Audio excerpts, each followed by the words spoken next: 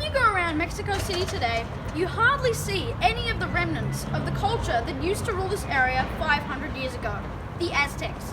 No Aztec people, no farms, no blood-soaked temples, not even the famed city Tenochtitlan, which seemed to float on water with canals running through it like streets.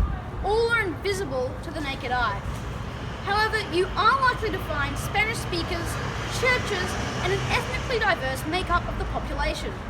The things you do and do not see are all a result of the Spanish conquest of the Aztec Empire in 1521, which left great impacts upon the Spanish and post-Aztec civilizations that can still be seen today.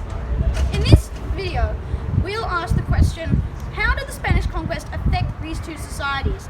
And answer the questions as to the why and the how.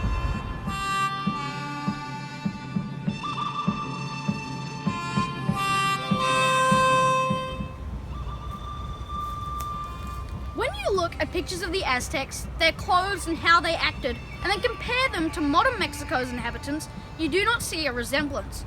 This is because there are hardly any Aztec descendants living in Central America, despite the fact that there were estimated to be 20 million of them when Columbus arrived in 1492, 13 million more than Spain's population at the time.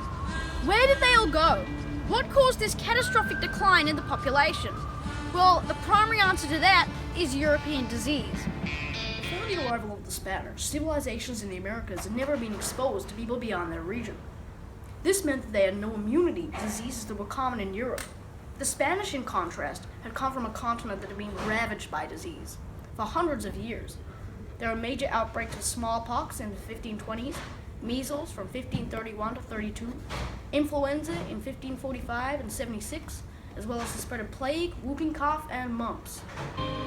In this letter by Hernan Cortes, the sheer horror of the Aztec purge is brought to life with vivid description. People of the city had to walk upon their dead, while others swam or drowned in the waters of the wide lake where they had their canoes. Indeed, so great was their suffering that it was beyond our understanding. Many were pushed into the water and drowned amid the multitude of corpses. A second major impact of the Spanish conquest was a massive shift in religion in the Aztec Empire, from the Aztec religion to the Christian religion of the Spanish. Hundreds of thousands of Aztecs converted to Christianity within years of colonization.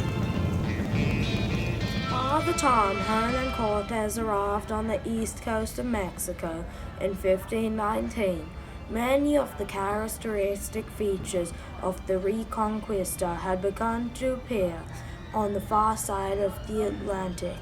Raiding, plunder, enslavement, and exploitation were all under the sign of the cross.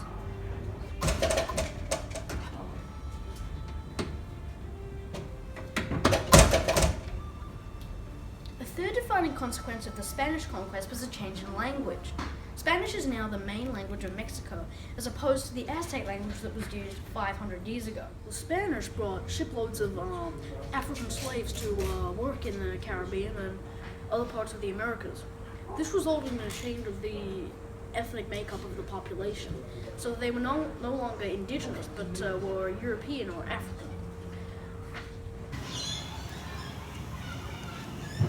This is considered to be one of the more major impacts because of the ripples it still leaves in society. The Atlantic slave trade was not abolished until 1807, and it sparked one of the biggest movements of the people in history. Even today, we can still see some of the deep racial divisions between white and black Americans. The final great impact of the Spanish colonization of the Aztec Empire was that Spain and other European nations grew more prosperous. This is because the Aztec Empire was rich in nutritious foods and useful resources, which the Spanish were only too happy to exploit. Soon, Spain was by far the wealthiest and most powerful nation in Europe. Apart from growing to 10 times its normal size, the Spanish Empire, as well as the rest of Europe, saw a spike in the population when more nutritious foods were integrated into their diet. However, an impact of the Aztec purge that may live forever is debate.